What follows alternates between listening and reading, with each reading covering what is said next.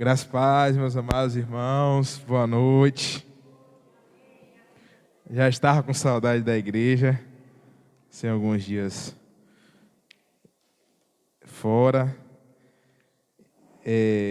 Na verdade, mais ou menos há uns 2 meses atrás,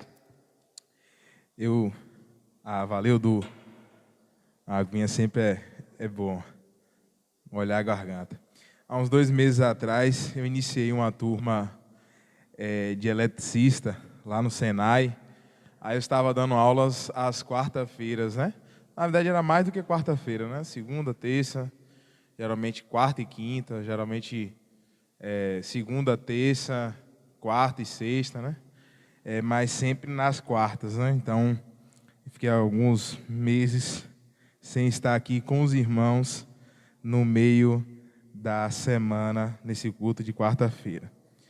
Mas, graças ao Senhor que estamos aqui nessa noite para adorar a Ele na beleza da sua santidade. Amém, meus irmãos?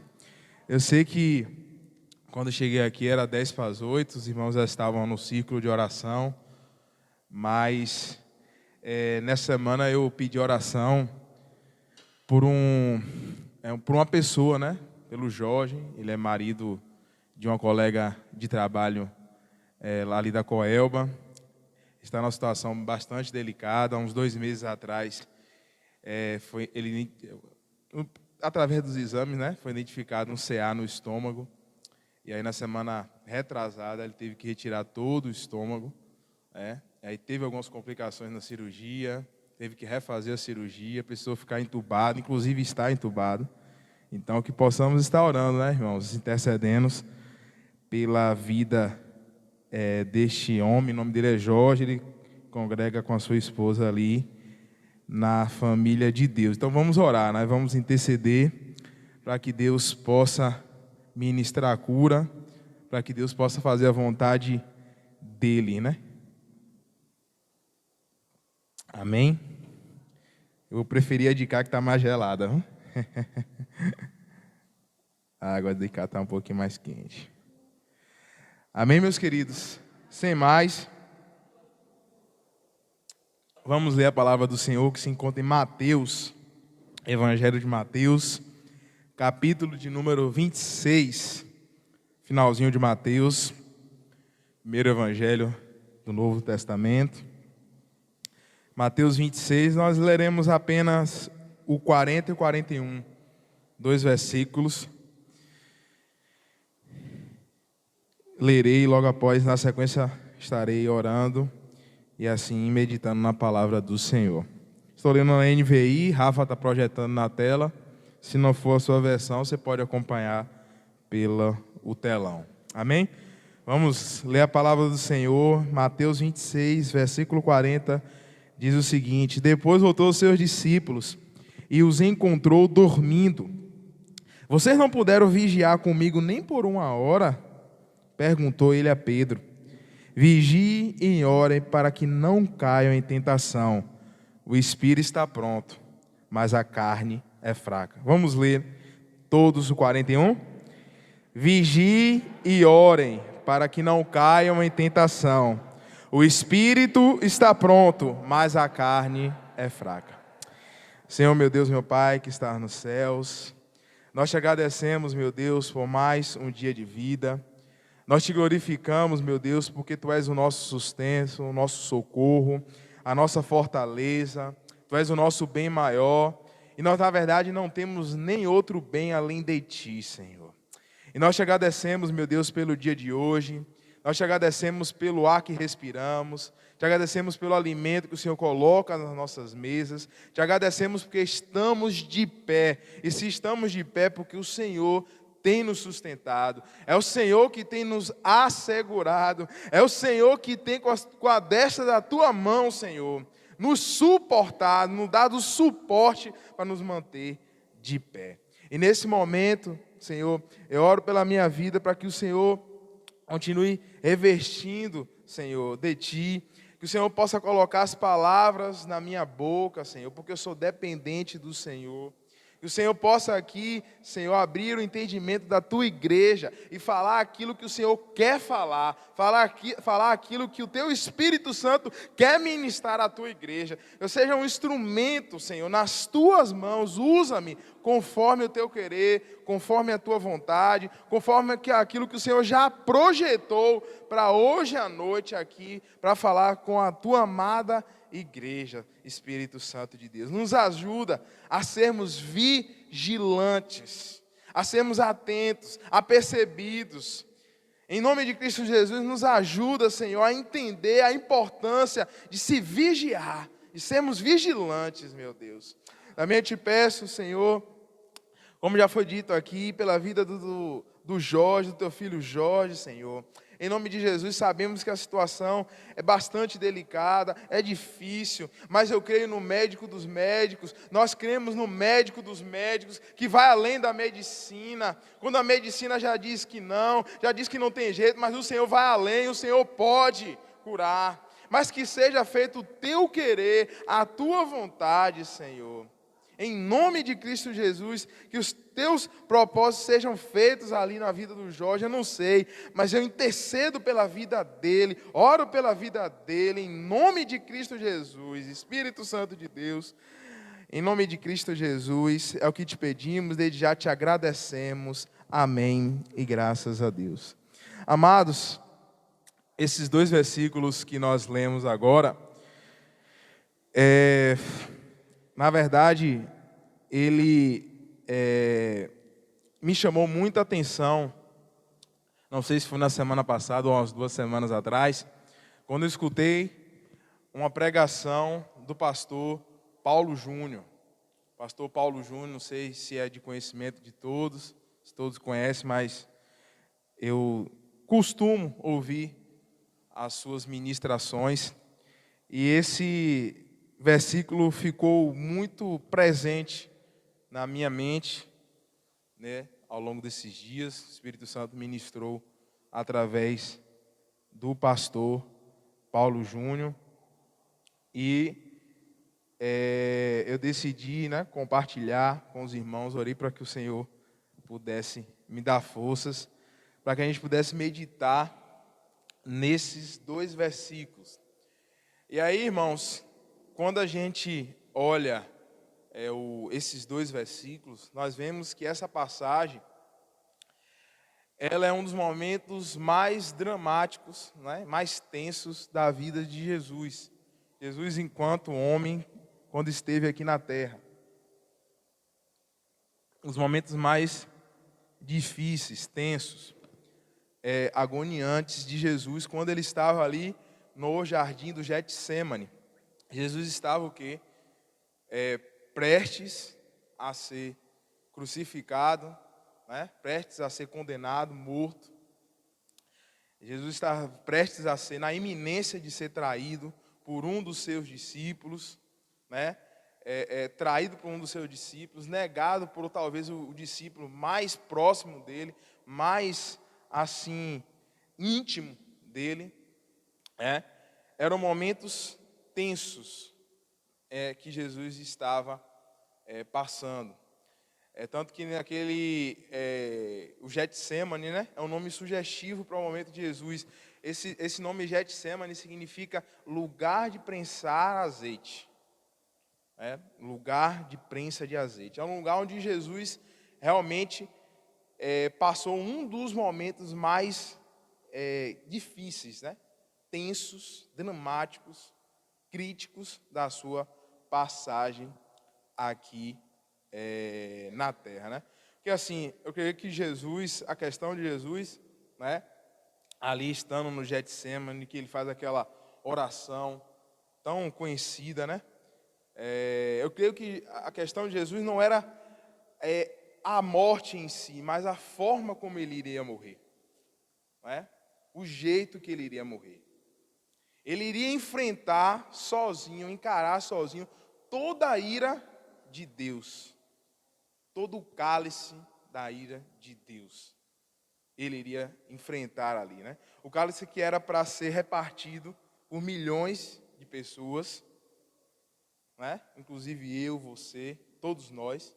ele experimenta de uma vez só, em uma só pessoa. Então, realmente era uma situação, né, bem crítica, tensa, a vida de Jesus, a forma como ele ia morrer, o desamparo do Pai que ele iria sofrer, o Pai que esteve sempre com ele, né? E ele estava ali na companhia dos seus discípulos. E a gente sabe, irmãos, que quando a gente lê, né, os evangelhos, tanto Mateus, Marcos, Lucas, João, principalmente os 3 primeiros, a gente vê que os discípulos, eles não eram homens que demonstravam fé, né? Na verdade, pelo contrário, na maioria das vezes, eles eram pessoas que não demonstravam fé. Eles viam Jesus fazer tudo o que fazia, mas quando era para demonstrar fé, eles vacilavam, né? Eles erravam e eles eram homens realmente que não demonstravam fé. E quando se trata de vigiar, aí então, meu Deus do céu, não é? Aí que piorou tudo. E aí, irmãos, é interessante que nesse momento que Jesus está passando de agonia, né? De tensão, drama, ele se retira para orar. E olha que Jesus não é aquele crente que só ora no momento de tensão. Era costume de Jesus. Jesus tinha um costume, tinha um hábito de orar. Era hábito dele orar. Sempre você vê uma passagem dizendo assim, ó, e Jesus se retirou para orar. E Jesus, depois da multiplicação dos pães, se retirou para orar. Isso era comum na vida de Jesus. Comum. E ele se retira para orar. E aí, se você for ver o relato de Mateus e Marcos, porque essa passagem ela está contida nos 3 evangelhos, né? São ditos evangelhos sinóticos, evangelhos que trazem relatos, né, sintéticos, simples de Jesus.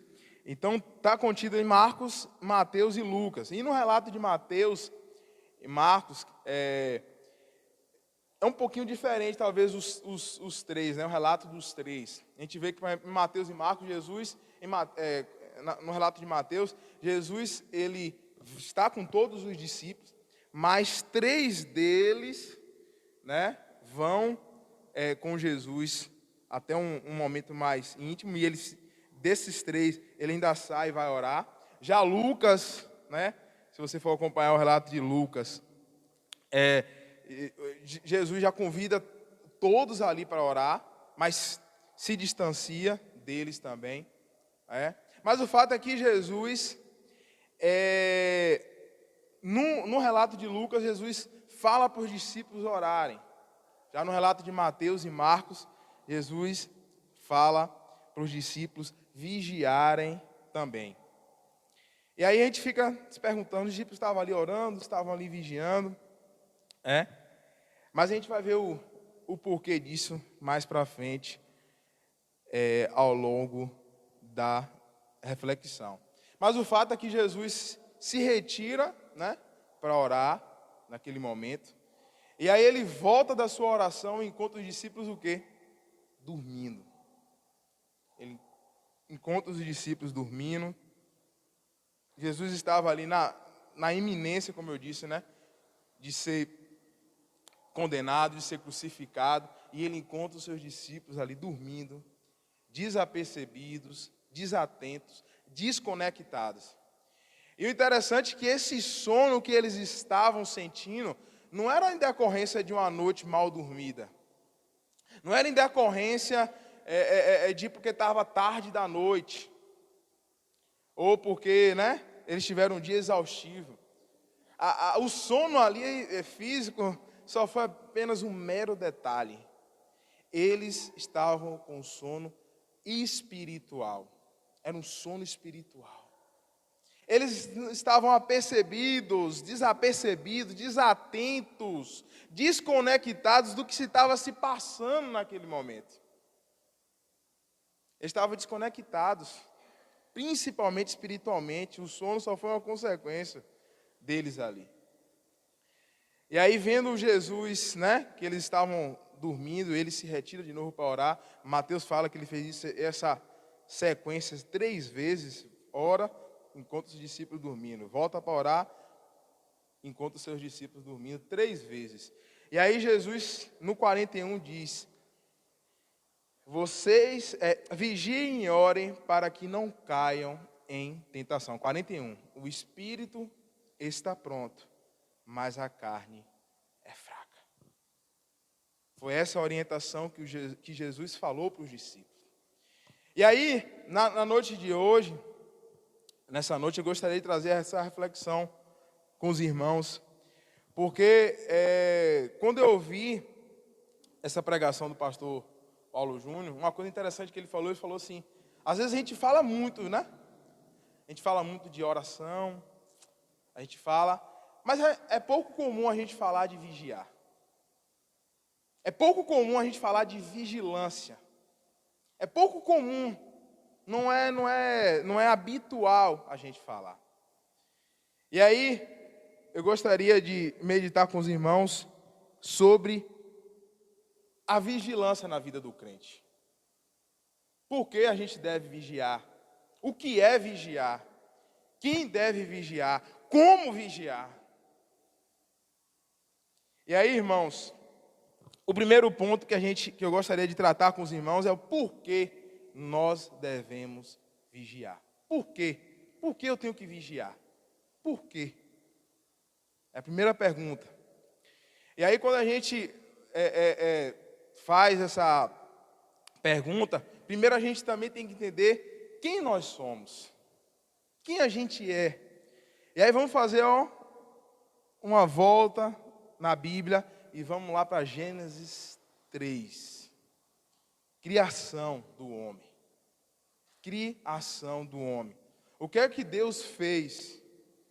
Deus criou os céus, Deus criou a terra, Deus criou tudo que nela há, criou os animais e já, no fim, criou o homem, o que é a sua imagem e semelhança. E aí só foi para o homem se parecer fisicamente com Deus, né? Não. Deus criou o homem à sua imagem, à sua semelhança. E Deus criou o homem para o quê? Para o homem ser dependente dele. Para o homem viver com ele. Para o homem se relacionar com ele. Para o homem estar próximo dele. Para o homem viver para ele. Esse foi o projeto original de Deus. Criar o homem para viver com ele, dependente dele, se relacionando intimamente com ele, ó. É tanto que no cair da tarde ele ia conversar com Adão, ó. Igual a gente conversa com um amigo, trocando WhatsApp, batendo um papo. Esse era o projeto original de Deus. Mas, por uma escolha de Adão e Eva, do homem e da mulher, o que é que a gente fez? A gente virou as costas para Deus. A gente quis ser independente. A gente quis ser autônomo. A gente quis escolher viver por conta própria. Não foi assim?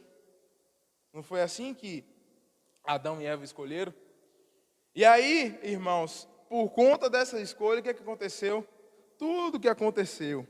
E aí, o pecado entra na raça humana e afeta toda a raça humana. Toda a natureza humana. Nós somos pecadores por natureza. A nossa carne está inclinada ao pecado. Nós somos tentados a pecar. Nós somos atraídos pelo pecado. Né? Tem muita essa dúvida assim, salvação se perde. Ainda bem que salvação não depende da gente, porque a gente ia perder ela todos os dias. A gente ia perder todos os dias. Porque a gente só escolhe o mal. Porque a gente só escolhe errado. Paulo diz isso. O bem que eu quero, esse eu não faço. Mas o mal está sempre diante de mim. A gente é isso. Nós somos herdeiros de Adão. Se fosse aqui outra pessoa que falasse, né? Irmão, cutuca do teu lado, ele ia falar assim, ó. Se fosse um homem, né? Você é um Adão. Se fosse uma mulher, você é uma Eva. Nós somos Adão e Eva. Nós somos. Porque o pecado nos afetou de uma forma que a gente não tem como escolher o caminho da santidade. A gente, por conta própria, nós não temos como. A gente sempre escolhe o caminho do pecado. O pecado nos contaminou. O pecado nos atrai. O pecado nos, tenta desviar da rota. É comum. Não é verdade, meus irmãos? Se a gente for comparar aqui, a gente seria igual uma peteca. Você pode jogar a peteca o mais alto que você conseguir, ela sempre vai cair para baixo. É a mesma coisa, a gente. A gente pode jogar, vai sempre cair inclinado para o pecado. E aí foi preciso o quê? Regeneração, para que aí a gente se arrependesse. Então, irmãos, nós precisamos vigiar, porque nós somos descendentes de Adão. Nós somos pecadores. Nós somos pessoas que somos tentados pelo pecado. Nós sofremos tentações de diversas naturezas. Nós sofremos tentações a todo momento. Nós sofremos, meu Deus, nós sofremos, meus irmãos, vontade de se desviar a todo momento. Nós somos, como eu disse, descendentes de Adão. Nós somos fracos, nós somos vulneráveis, nós somos suscetíveis, propensos a errar, nós somos vacilantes, instáveis. Às vezes a gente está com humor bom, às vezes não está com humor legal, às vezes está com autoestima boa, às vezes não está com autoestima boa. Ser humano, na sua essência do ser, na sua natureza de ser. Essa é a herança que a gente recebeu de Adão. Então é por isso que nós devemos vigiar. Nós devemos vigiar. E aí, outro tema, o que é vigiar? Nós vimos que nós sabemos o porquê nós devemos. O que é vigiar? E aí, se você for para o dicionário vai dizer o seguinte, vigiar significa estar atento, observar atentamente, espiar, estar apercebido, atenado, tá com as antenas ligadas. Mas não tem nada a ver de ficar acordado, viu, gente? Passar a noite em claro. Não. Vigiar, irmãos, vigiar é estar apercebido, acordado espiritualmente, em alerta. Se a gente for ver o vigilante, o que é um vigilante? Uma profissão. O que é um vigilante? É aquele profissional que ele foi contratado para ficar a noite toda dormindo, né? Ele fica lá dormindo, não é? Se chegar uma ameaça, ele deixa passar, deixa pular o muro. Se tiver algum risco, ele não se atenta, não faz nada, né? É esse o vigilante? Se for no primeiro dia, no segundo dia já está demitido, né? Está no olho da rua. Não, o vigilante é aquele que é o quê? É aquele que está em todo momento atento contra o invasor, está atento contra uma ameaça, está atento contra um perigo, um risco que pode fazer ele o quê? Um risco que pode tirar a morte dele, um risco que pode tirar algum bem dele, um risco que pode tirar o emprego dele, qualquer risco. Nós, crentes vigilantes, somos isso. Crentes que se atentam contra qualquer coisa que pode te desviar, contra qualquer ameaça que pode tirar da presença do Senhor, contra qualquer coisa que pode desviar o teu foco principal da tua vida, que é o teu relacionamento com o Senhor. Nós somos vigilantes. Nós devemos ser vigilantes. Devemos. E aí, irmãos, lá em 1 Coríntios 10, 12, a palavra diz o seguinte, aquele que julga estar firme, cuide para que não caia, cuide para que não tropece, cuide para não encontrar uma pedra no caminho, em vez de você pular, você tropeça e cai. E cai. Sabe por quê, irmãos? Aí eu completo com com 1 Pedro 5,8. Nós temos um arqui-inimigo. Nós temos um arqui-inimigo que está só esperando assim, uma leve brecha. E ele é comparado com o leão. Você já viu um leão caçando? Na verdade, o leão não caça, né? Quem caça são as leoas. O leão só tem fama, né? Ele é o rei da selva, mas quem geralmente caça são as leoas. O leão primeiro que come, depois ele se banquetear, que as leoas comem. Mas não vamos fugir disso não. Perceba como é um animal felino caçando. Você já viu uma onça caçando? Se não viu, viu pela televisão, né? Um documentário que for. Você já viu como é que é? Ela vai bem ali, ó, devagarzinho, bem quietinho, se camufla, vai se camuflando, ó. Aí a presa está lá de boa, não está nem imaginando. Quando pensar que não, creu. Quando pensar que não, foi pega, foi abatida. Foi abatida. E a Bíblia compara e faz essa comparação muito acertada. Porque realmente o nosso inimigo maior é como um felino. É como um leão, como um tigre, como uma onça, qualquer desses animais. Ele só está esperando uma brecha, uma entradinha para abocanhar. Só uma. Mas a gente não quer ser a próxima vítima, né, irmão? Nós não queremos ser o próximo alvo. Nós não queremos ser.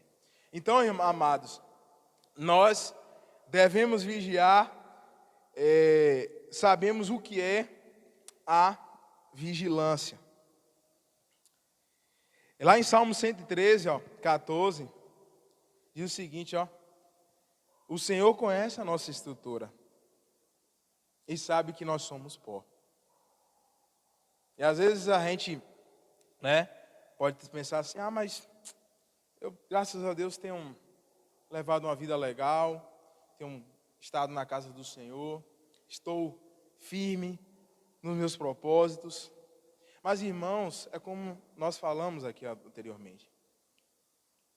A gente precisa entender que a gente é vulnerável, que a gente é fraco, que a gente a qualquer momento a gente pode ser uma vítima. E às vezes a presa, né, voltando à comparação do leão, no momento que ela acha que está mais tranquila, no momento que ela acha assim que está mais assim, digamos, confortável, é o momento que ela está, pelo contrário, talvez mais em risco. É no momento que ela acha que ela está, que o inimigo está longe dela. Que o inimigo está, o predador está longe dela. É no momento que ela está mais vulnerável. Às vezes no momento que a gente pensa assim, não, é no momento que pode ser o mais vulnerável para a gente. Mais uma vez a importância de estar todo o tempo vigilante. Vigiar, atento, olhos abertos, acordados, despertados. Nós precisamos estar assim.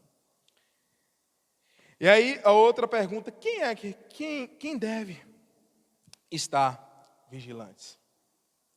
E aí, irmãos, para a gente adiantar, aí Jesus, voltando à passagem de Jesus leva os seus discípulos ao Getsemane, né? E aí ele, conforme o relato de Lucas, Jesus pede para que os discípulos orem, estejam ali orando, né? E aí então Jesus não distingue nenhum, né? Beber mais um pouquinho aqui. Jesus não distingue nenhum. Quando ele volta e vê todos dormindo, ele fala o quê? Vigie e orem. Ele não falou só para alguns. Ele falou, Pedro, você não está vigiando, você não está orando.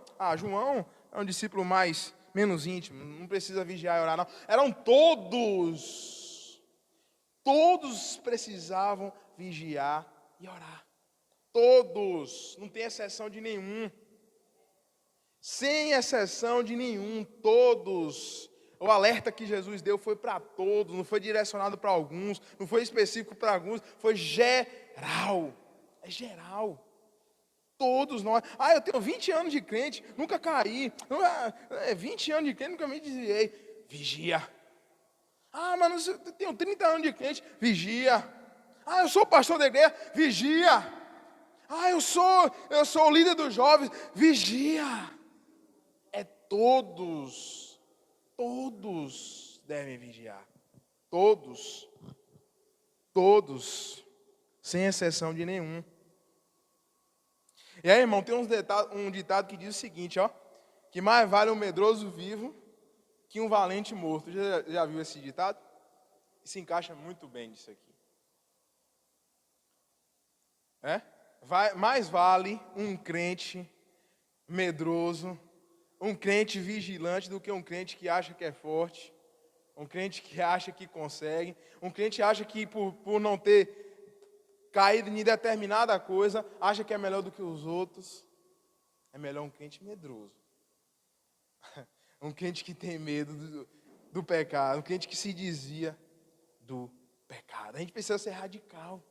A gente precisa ser realmente radical. Porque senão, irmãos, nós estamos propensos a cair. E aí, para finalizar, como? Olha o que Jesus Cristo falou com os discípulos: vigiai e orai. E aí, algo que me chamou a atenção: por que Jesus fala vigiar e orar de forma junta? Na mesma frase, né? Na mesma advertência, que isso é uma advertência que ele dá para os discípulos. Por quê? Por que Jesus fala isso? Sabe por quê, irmãos? Porque a gente não tem como separar. A gente não tem como separar vigiar e orar. São duas coisas conjuntas. São duas coisas que se completam. São duas coisas que precisam estar sempre, unidas. São duas coisas que precisam estar unidas. Como é que a gente quer se manter firme, forte, atento, ligado, com as antenas ligadas, se a gente não se relaciona com Deus? Se a gente não dobra os nossos joelhos para orar? Se a gente não se fortalece no Senhor? Se a gente não se relaciona com Ele? Você vai estar firme como se tu é fraco. Se nós somos fracos, não tem como vigiar sem orar. Da mesma forma, tem como você orar, se conectar com Deus, mas quando você levanta, você não vigia? Você não vê o que você pensa? Não vê aquilo que chega na notificação do seu celular? Nas mensagens que você anda falando? Nas coisas que a gente anda vendo? Tem como vigiar sem orar, orar sem vigiar? As duas coisas são conjuntas. Por isso que eu acredito que Jesus fala com os discípulos: vocês precisam vigiar e orar, para que aí vocês não caiam em tentação, para que aí vocês não dão vazão ao pecado, para que vocês não deem vazão à sua carne, à sua natureza humana, que é pecaminosa. É vigiando e orando. É fazendo as duas coisas. Não tem como separar. E aí a gente for comparar, é igual futebol sem bola. Tem como ter futebol sem bola? E aí eu falava para o pastor Daniel: tem como pedalar sem bicicleta? Não tem. Tem como tomar banho sem água? Não tem como vigiar sem orar, não tem como orar sem vigiar. As duas coisas têm que ser conjuntas. E aí, irmãos, para finalizar, eu passo a palavra para o nosso pastor Daniel. Sabe qual é o nosso maior exemplo de vigilância e oração? Está aí no 26, 40. Jesus.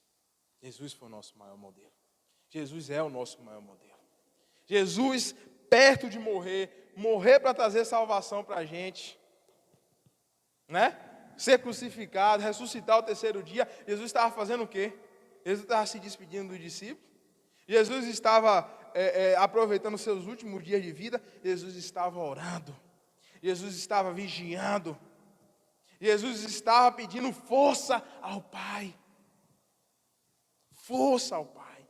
Força. Jesus é o nosso maior exemplo. Ele é o nosso maior exemplo. Irmãos, e ele morreu, ressuscitou, para que a gente pudesse, por meio dele, na força dele, viver uma vida de santidade, viver uma vida conectada com ele, vencer através dele as tentações que o nosso inimigo coloca no nosso caminho. Jesus é o nosso exemplo. Qual foi a arma que Jesus venceu o diabo no deserto? Qual foi a arma mirabolante? Jejum, oração, palavra, vigiando. Jejum, oração, palavra, vigiando. Não tem outra forma. Não tem outro método. Não tem. Foi dessa forma que Jesus venceu o diabo no deserto. Como é que foi que Jesus venceu ali no Getsemane essa agonia, esse drama? Orando, vigiando, orando, vigiando. É dessa forma que a gente vence. É dessa forma que a gente consegue não dar vazão a essa carne podre que a gente tem. É vigiando, é orando, é fazendo essas duas ações em conjunto. Amém? São 9h03, passo para o nosso pastor Daniel. Eu creio que aqui todos que estão presentes são vigilantes, estão seguindo no caminho do Senhor, então não há a necessidade do apelo. Amém? Se eu tiver... Tá certo, pastor? O apelo... Oi? Todos aqui estão seguindo, né? Então não há... Amém, né? Não temos nenhum visitante.